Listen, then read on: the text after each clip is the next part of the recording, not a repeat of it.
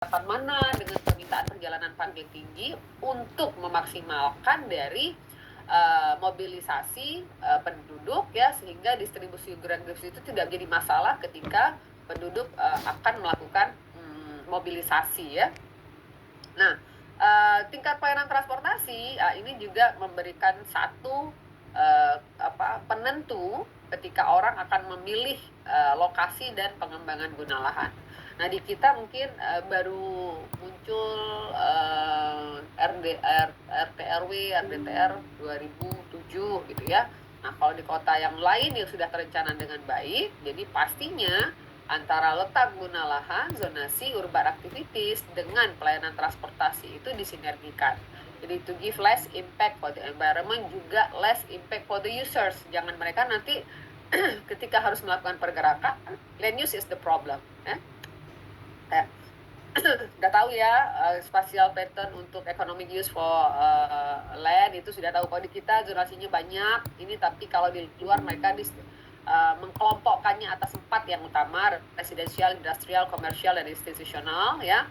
Jadi ada satu komponen dari urban system yang mempengaruhi kemudian ke pergerakan, sehingga dia bisa memberikan sebuah personality of the city ya. Nah, kalau di kita personality kita tukar-tukar ikut kepemimpinan, padahal bukan. Harusnya dia dilihat dengan kota, perkembangan kota, dan tujuan visi misi dari kota tersebut ya. Oke, udah tahu nih ya. Ini saya ulang, bagaimana density, homogeneity, concentricity, connectivity ini adalah sebuah konsep dari urban form ya, yang menjadi satu kunci ketika kita mau buat dia sebuah perencanaan transportasi di atas tanpa di atasnya ya. Oke, urban interaction, spatial structure, comprehensive plan, ini adalah bahagian dari requirement yang harus kita penuhi ketika kita mau buat satu linkage yang bagus antara tata guna lahan dan transportasi. Jadi meletakkan land use ya, aktivitas itu dengan moda dan pergerakan yang akan digunakan nanti itu harus efisien dan harus bisa coverage di area yang catchment area yang akan digunakan sebagai aktivitas dari penduduk kota ya. Oke. Ya.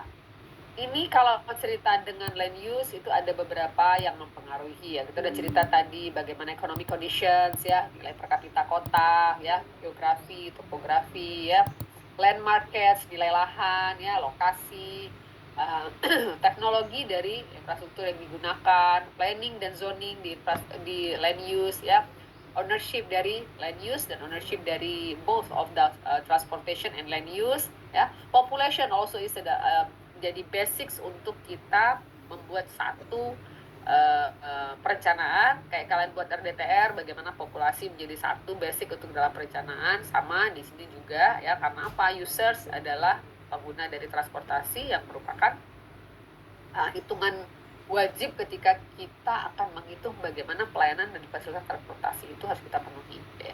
Environmental regulation ya, kayak tadi misalnya antara land use dengan transportasi harus nge-link dengan teknologi, di mana environmental regulation itu tidak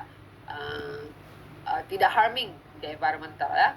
Nah, individual preference, masing-masing punya preferensi bagaimana keinginan akan pergerakan yang digunakan. Misalnya naik kendaraan pribadi bagaimana, naik kendaraan umum bagaimana ya. Infrastructure sudah belajar ya, all the 6 utilities dari infrastructure ya. Nah, transportation itu ya, dia ada dipengaruhi oleh decision individual ya, private sector sebagai penyedia. Kalau di kita mungkin nggak ada ya penyedia bus, LRT, privatisasi nggak ada ya. Bus kita masih under government. Nah, terus kemudian local government and federal government itu adalah pembuat kebijakan untuk urusan lahan dan urusan transportasi ya.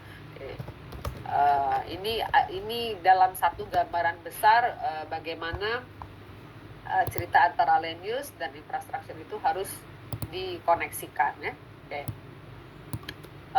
Yes, ini juga skematik ya, kayak tadi kita cerita, tadi sudah cerita bagaimana infrastruktur dipengaruhi oleh beberapa hal. Nah, kalau yang ini kita cerita bagaimana accessibility, ya, transportation facilities. Jadi accessibilities itu bisa tinggi kalau ternyata transportation facilities itu bisa mendukung untuk meningkatkan aksesibilitas, ya.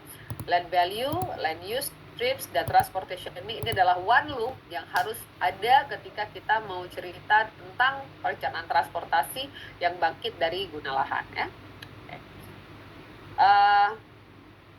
Oke. Hujan lagi di luar, ya. Ya. Nah, ketika cerita untuk perencanaan guna lahan dan transportasi, of course ada guideline. Nah, kalau guideline kita akan rujuk ke guideline yang dikeluarkan oleh pertama RT RW Aceh, ya, RDTR, ya. Karena apa? Dalam rencana guna lahan itu ada pola ruang, ada struktur ruang. Ya, struktur ruang digunakan untuk mobilisasi, untuk transportasi, ya. Jadi keseragaman, keselarasan dari satu susunan guideline ini penting, ya. Itu kita udah cerita bagaimana infrastruktur antara jalan dan infrastruktur utilitas biasanya suka kasih jalan. Oke. Nah, ini sebetulnya ada panduan, itu biasanya harusnya ada keselarasan dalam penyediaan